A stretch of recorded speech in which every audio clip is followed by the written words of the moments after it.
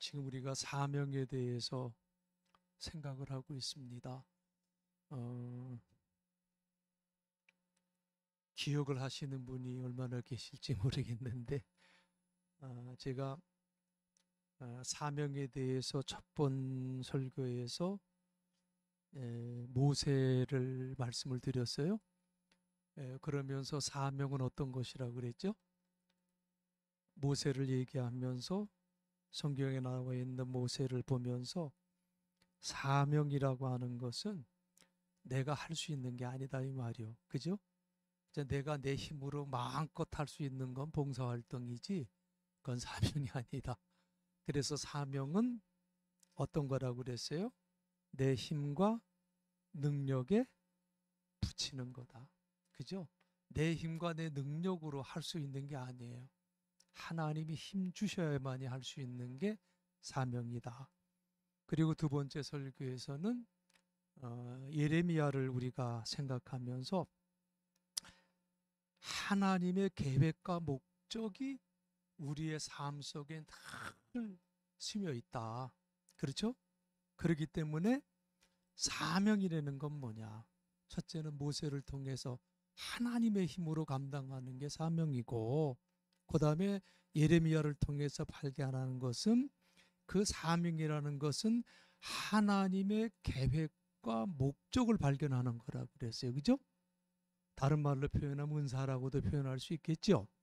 그거를 내가 발견하는 것이 그게 사명이다. 이렇게 말씀을 드렸고, 그리고 이제 오늘 사명에 대한 세 번째 설교에서는요, 기도원을 우리가 생각하게 되는데, 이 기도원을 통해서 우리가 배우는 것은 뭐냐면 사명은 어떤 것이냐? 한번 따라해 보실래요? 사명은 하나님께 속한 것이다. 이걸 한번 우리가 기억하자는 거예요. 오늘 시간 끝나고 딱 문 열고 밖에 나가서 싹 다 잊어버리시더라도 사명은 뭐라고요? 하나님께 속한 것이다. 그죠? 내 힘대로 할 수 있는 것도 아니고 하나님의 그 계획, 목적 발견하면서 사명이라는 것은 하나님께 속한 것이로구나. 이건 꼭 기억하셨으면 좋겠어요. 사무엘상 17장 47절에 보면 아주 유명한 말이 나와요.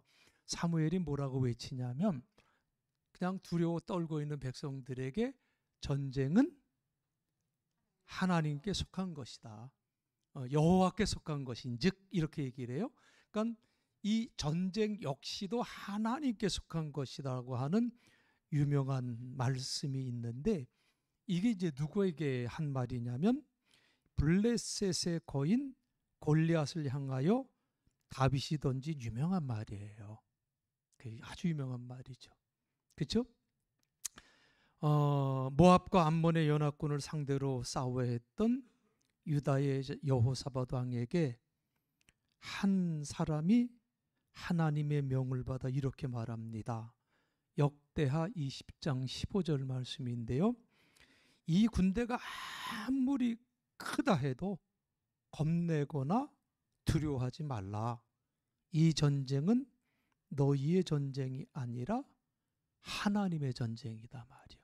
하나님께 속한 전쟁이다. 응? 속했다. 그죠?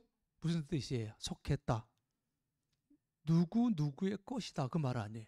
그죠? 속했다는 말은 영어에서는 belong to라고 얘기를 하는데 누구에게 속한 것.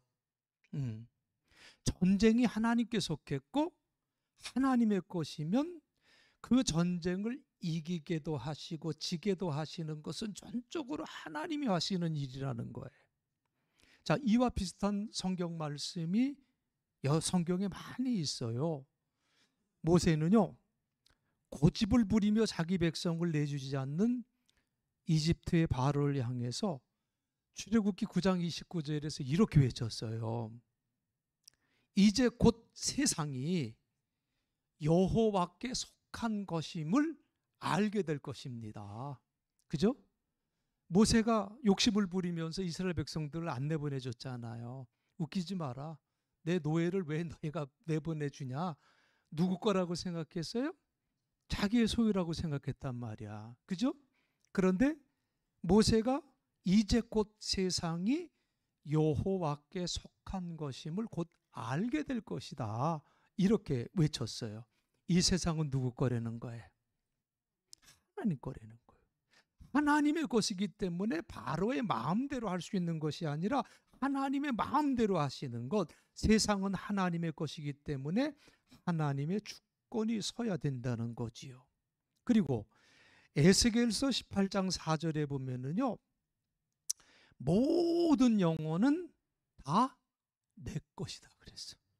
그러니까 세상만 다 하나님의 것이 아니라 모든 영혼들도 다 누구의 것이라고요? 다 내 것이다. 하나님의 것이다.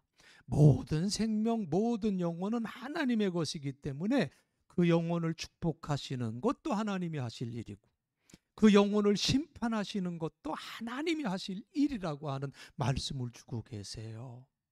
자, 이제 우리는 기드온에게 민족을 구할 사명을 주시는 하나님의 말씀 속에서 사명은 누구께 속한 것이라고요? 하나님께 속한 거다. 내게 속해 있는 것이 아니라 사명은 하나님께 속해 있는 것이다 라는 사실을 우리는 발견하게 될 거예요.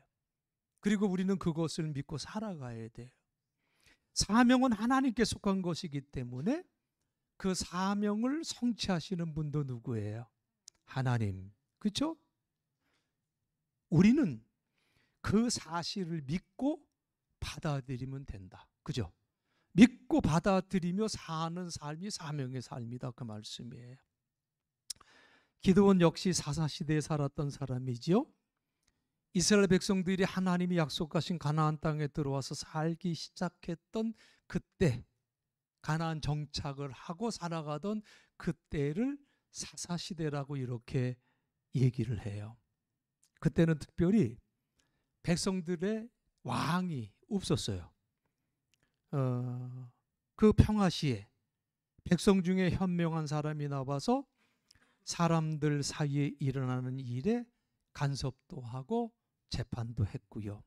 또 전쟁 때 용기 있는 사람이 일어나서 백성들을 이끌고 나가 전쟁터에 나가곤 했어요. 사사시대는요, 이스라엘 백성들이 가나안 땅에 들어와서 하나님의 백성으로서의 정체성을 가지고 살아야 하는 어렵고 또한 혼란한 시기였었어요. 하나님을 아는 지식이 부족해서 가나안 사람들이 섬기는 바알신과 하나님을 구별하지 못하고 하나님의 백성으로서 바르게 살지 못하는 일들이 계속 반복돼서 벌어지고 있었던 시기예요.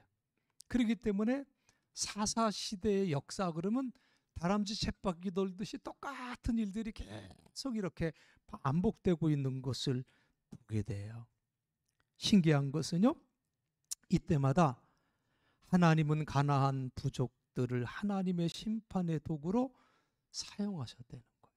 그래서 사사기를 읽어보면 아모리 족속도 나오고 아몰렉 족속도 나오고 미디안 족속도 나오고 블레셋 족속도 나오고 때로는 모압 족속, 암몬 족속들이 그 시대에 하나님의 심판의 도구로 사용되어졌다고 하는 것을 말씀하고 있어요.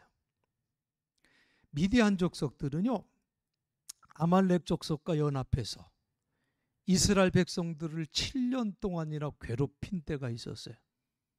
꼭 어느 때 나타났다고 그랬죠? 이스라엘이 뭐 하면? 뭐만 하기만 하면? 예?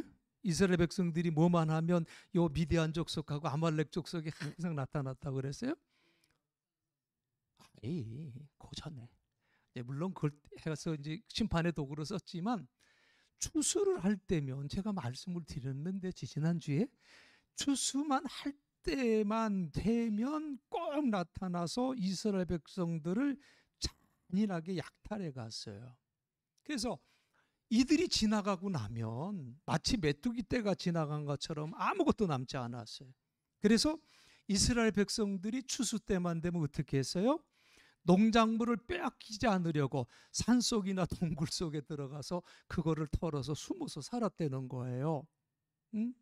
그러다가 이스라엘 백성들은 하나님께 이 미디안과 아말렉으로부터 좀 우리 좀 살려주세요. 우리 좀 구원해 주세요. 라고 부르짖었어요. 자, 그런데 미디안은 뭐 하던 사람이에요? 아주 평범하게 농사 짓던 사람이에요. 평범하게 살았던 농부예요. 그러니까 그가 하나님께로부터 부름을 받았던 그날도 기드온이 뭐를 했냐면, 야, 또 미디안 놈들이 와서 우리 거 뺏어가면 어떡하나. 그래서 사람들의 눈을 속이려고 몰래 포도주 짜는 틀에 가서 밀 이삭을 털고 있었던 그때였다 그 말이에요. 그런데 그때 하나님의 사자, 하나님의 말씀을 전하는 하나님의 사자가 기드온을 찾아와서 뭐라고 얘기를 해요? 평범한 농부인데, 기드온은 평범한 농부인데 뭐라고 얘기해요? 힘센 용사요 그러잖아요. 힘센 용사요, 여호와께서 너와 함께 계신다라고 이렇게 말씀을 하는 거예요. 그러니까 이게 정말 예사로운 말이 아니에요. 그래서 기드온이 반문을 해요. 무슨 말씀입니까? 여호와께서 우리와 함께 계시다면 왜 이토록 내가 그리고 우리가 많은 괴로움을 겪어야 합니까? 여호와께서는 우리를 버리셨어요. 그러지 않고는 우리가 이방 사람들한테 이렇게 괴로움을 당할 수가 있습니까? 라고 반문을 해요. 그런데 이 하나님의 사자는 이러한 기드온에게 이렇게 말을 하지요. 너에게는 이스라엘 백성을 구할 능력이 있으니 가서 너의 백성을 미디안 사람에게서 구하여라. 내가 너를 보낸다. 그죠? 그렇게 말씀을 해요. 기드온이 기가 막히니까 또 물어요. 아니, 제가 어떻게 이스라엘을 구할 수가 있습니까? 제 집안은 므낫세 지파 중에서도 어떤 지파래? 극히 약한 집안입니다. 그리고 저는 제 집안에서도 가장 작은 자, 다른 말로 표현하면 우리 집안에서, 우리 지파도 그냥 가장 작고 그 작은 지파 속에 우리 집은 가장, 우리 집안은 중에서도 내가 가장 보잘것없는 사람이에요. 그런데 하나님이 말씀을 하세요. 내가 너와 함께 할 것이다. 너는 미디안 사람을 단숨에 물리칠 것이다. 그죠? 한 사람 칠 것처럼 다 물리칠 것이다. 이렇게 말씀을 해주셨어요.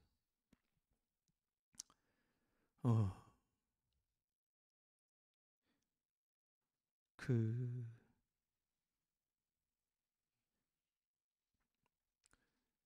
1898년 가을에 미국의 위스콘신주라고 하는 곳이 있어요.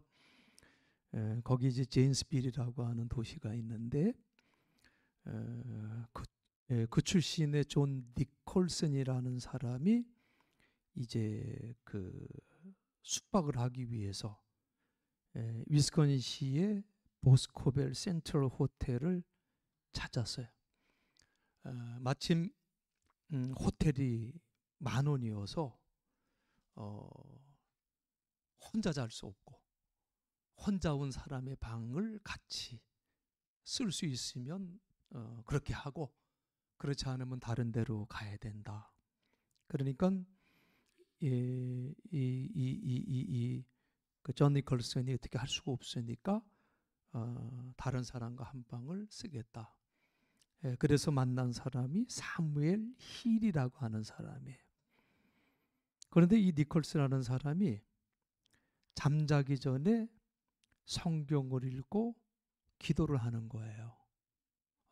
이 모습을 보면서 사무엘 힐이 크리스찬인가 보군요. 니콜슨한테. 그러면서 이 사무엘 힐이 저도 크리스찬입니다. 이렇게 소개를 해요. 그때 이제 니콜슨이 12살 때 임종을 앞둔 어머니 앞에서 매일 하나님의 말씀을 읽고 기도하겠습니다. 엄마한테 약속을 했는데 그 돌아가시기 직전에 엄마한테 약속했던 그 약속, 자기가 지금까지 잠자기 전에 성경을 읽고 기도하는 것이 습관이 됐습니다. 이렇게 서로 얘기를 하면서 이제 자기들의 신앙을 서로 얘기하다가 그날 저녁 함께 그 잠자러 들어갔던 사람, 처음 보는 두 사람이 저녁에 함께 무릎을 꿇고 기도하면서 하나님께서 자신들에게 주시는 영감을 거기서 얻게 돼요. 그 다음에 1899년 5월 31일에 이 두 사람이 다시 만나서 우리가 크리스찬으로서 업무상 여행을 하는 사람들이 서로 좀 알고 지내면 참 좋을 것 같아. 우리들처럼. 또 그렇지 않으면 뭔가 뜻 있는 일을 좀 우리가 해봤으면 좋겠다. 이런 이야기들을 나눠요. 그리고 한 달 후에 1899년 7월 1일 위스콘신주에 있는 제임스빌 YMCA에서 서로 만나기로 했어요. 그때 참석한 사람이 세 사람이요. 만난 사람이 세 사람인데 이 두 사람 그리고 윌리엄 제이 나이츠라고 하는 사람이 함께 했는데 세 사람이 모여서 사무엘 힐을 회장으로 선출하고 나이츠를 부회장으로 그리고 니콜슨은 총무 겸 회계로 뽑았어요. 지금 묵디선교회가 그랴. 묵디선교회가 우리도 지금 세 사람으로 시작을 했어. 우리가 권사님 저도 우리가 셋이 해먹고 있어. 이렇게 이제 뽑았어요. 그리고 세 사람이 이제 그 자리에서 우리가 하나님의 영광을 위해서 우리가 같이 모였는데 우리 모임을 뭐로 했으면 좋을까요? 이렇게 생각하고 함께 기도하면서 생각해 보자. 그렇게 이제 얘기를 하고 같이들 기도하는데 기도하던 중에 제일 나중에 왔던 윌리엄 나이츠라고 하는 사람이 무슨 영광을 받았는지 모르겠는데 우리의 모임을 앞으로는 기도원이다라고 이렇게 부르게 될 것입니다. 라고 이제 무슨 영광을 받았는지 그렇게 거의 선언식으로 말을 한 거예요. 그리고 그 자리에서 사사기 6장과 7장을 읽으면서 기도원이라고 하는 그 이름을 채택한 이유를 이렇게 설명을 했어요. 우리가 앞으로 보면 기도원 회다 이렇게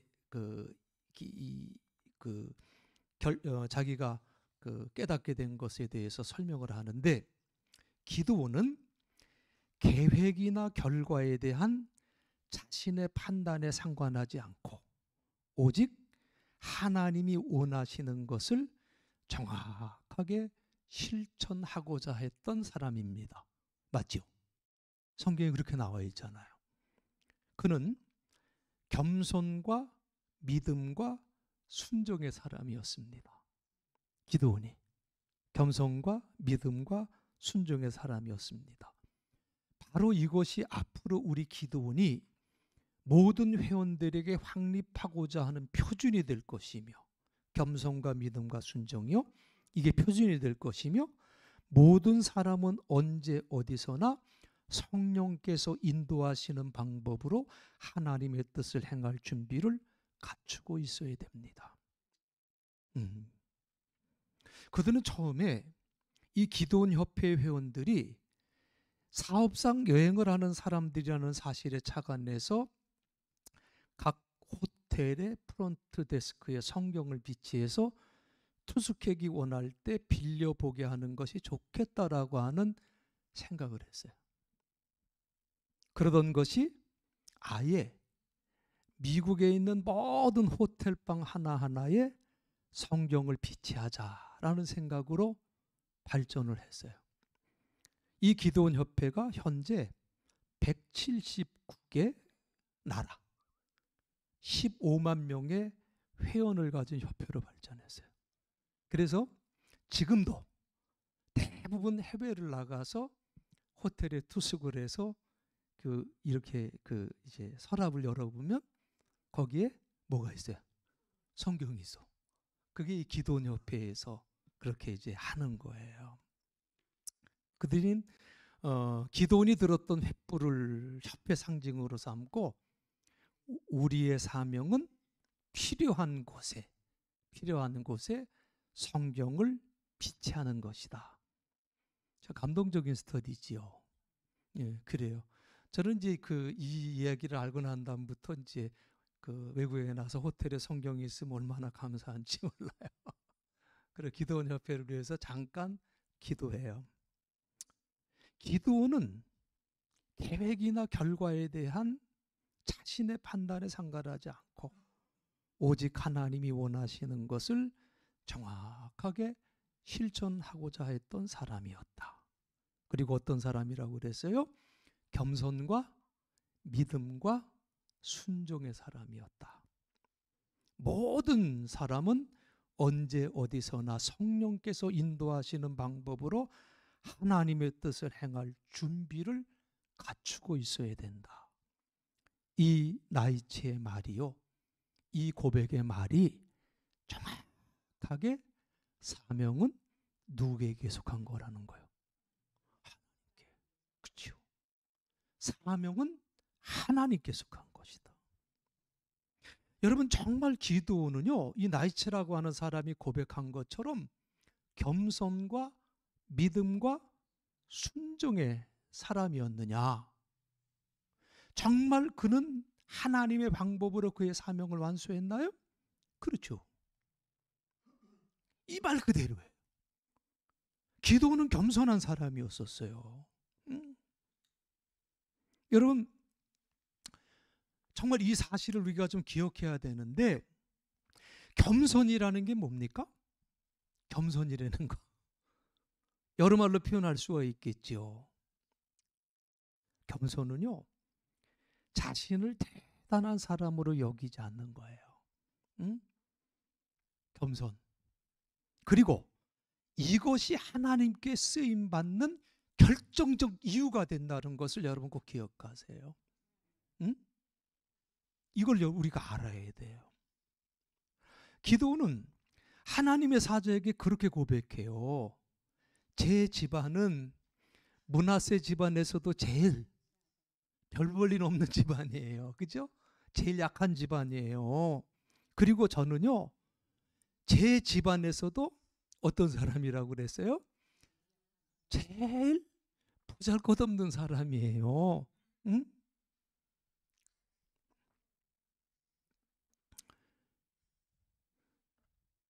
여러분 찬송가 515장이죠. 석진현 여사가 가사를 쓰고 박재훈 목사님이 곡을 쓴 순수한 우리 찬송인데 3절에 이런 가사가 나와요. 눈을 들어 하늘을 보라 살아계신 주 하나님. 그 다음에 어떤 가사가 나오는지 아시나요?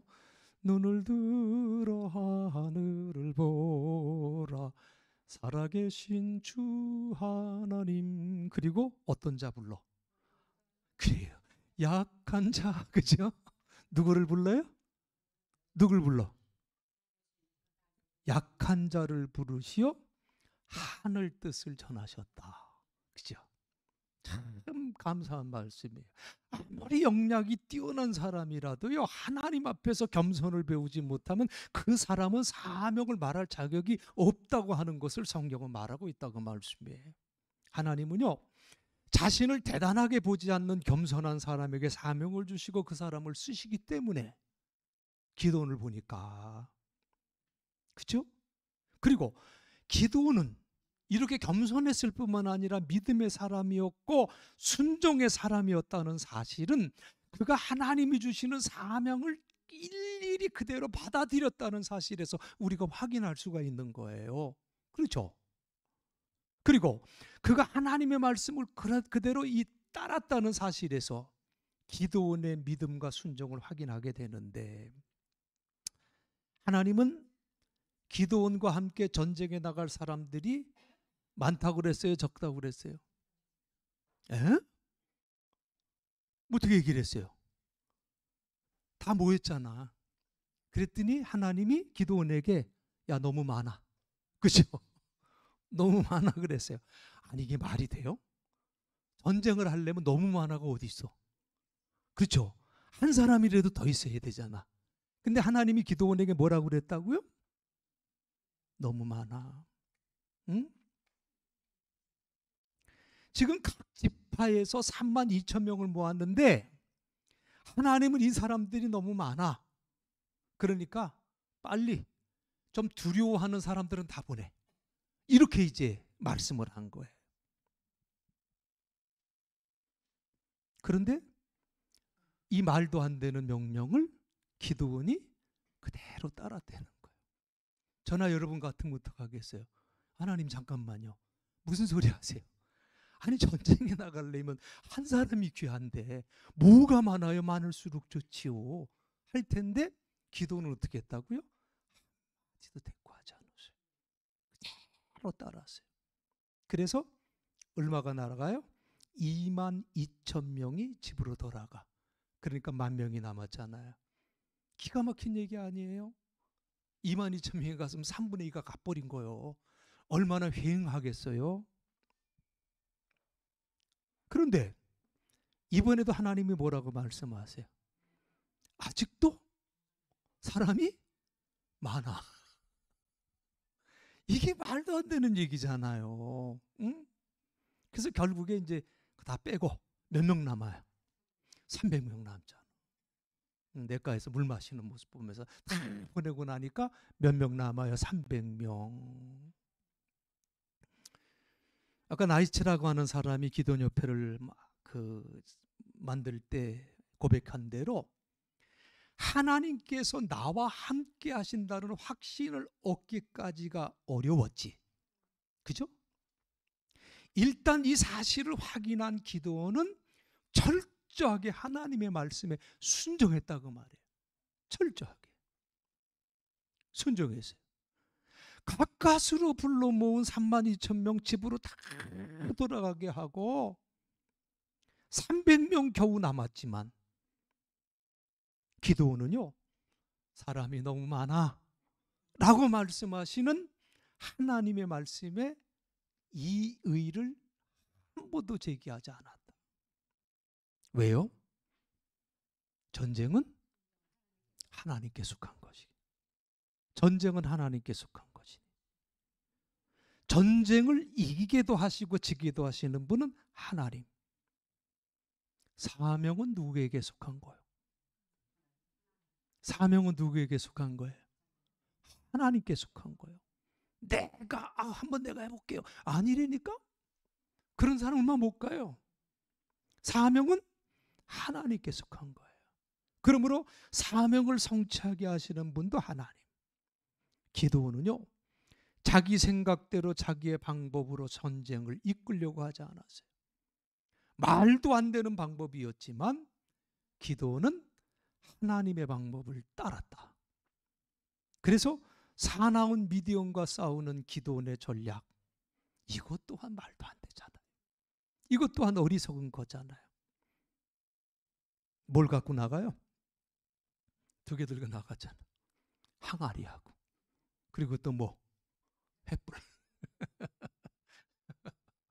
항아리하고 횃불을 이제 거기다 감추어서 기도원이 나팔을 불 때 그 소리에 맞춰 일제히 300명이 나팔을 불며 항아리를 깨뜨리는 거예요. 왼손에는 횃불을 들고 오른손에는 나팔을 들고 300명이 외칩니다. 여호와를 위하여, 기드온을 위하여. 그들의 손에는 칼이 없었어요. 그렇죠? 그들의 손에는 창도 없었어요. 그런데 그들은 그 전쟁에서 승리했다고 성경은 우리에게 말씀해 주고 있어요. 사명은 하나님께 속한 거예요. 사명은 하나님께 속한 거예요. 겸손과 믿음과 순종. 다시 한번. 좀 빨리 나오면 안 되나? 첫째는 뭐? 겸손과 믿음과 순종. 그렇죠?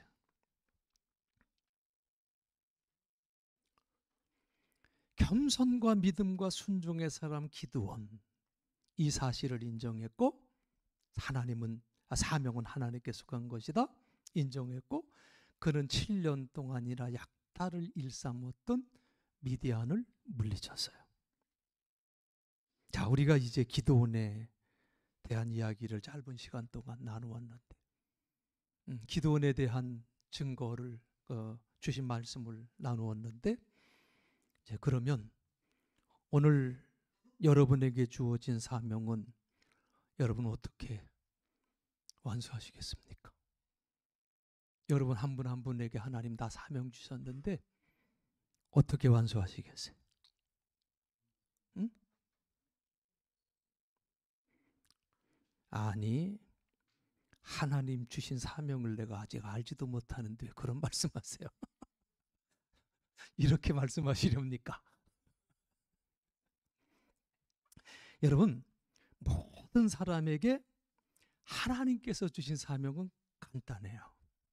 하나님께서 주신 사명은 간단해요. 잊지 마세요. 하나님이 내게 무슨 사명 주셨느냐? 마태복음 28장 19절로 20절에 보면 가라고 그랬잖아. 그죠? 우리한테 가라고 그래서. 가서 뭐 하라고 그랬어요? 모든 민족을 제자로 삼아 아버지와 아들과 성령의 이름으로 세례를 주고 내가 너희에게 말한 모든 것을 어떻게 하래요? 가르쳐 지키게 하라. 이게 우리들에게 주신 사명이요. 그러니까 앞으로 사명이 뭔데요? 내게 주신 사명 난 모르겠는데요? 이런 말씀하지 마시라니까. 자, 이 사명을 어떻게 이루시겠어요?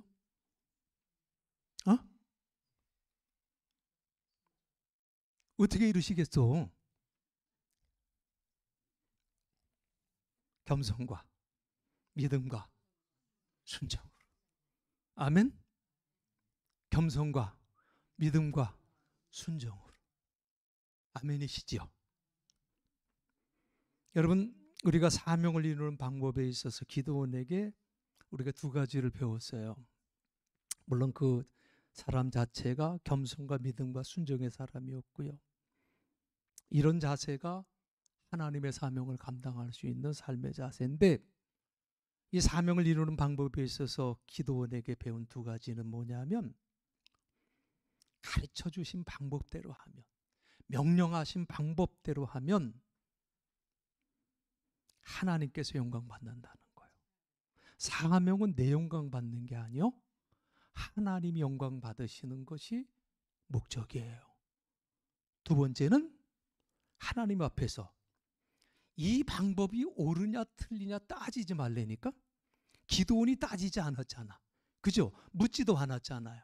자, 지금 하나님 우리들에게 사명을 주셔서 가서 모든 족속을 제자로 삼아 아버지와 아들의 이름으로 세례를 주고 내가 너희에게 가르쳐준 모든 것, 말한 것, 모든 것을 가르쳐 지키게 하도록 너희가 살아라.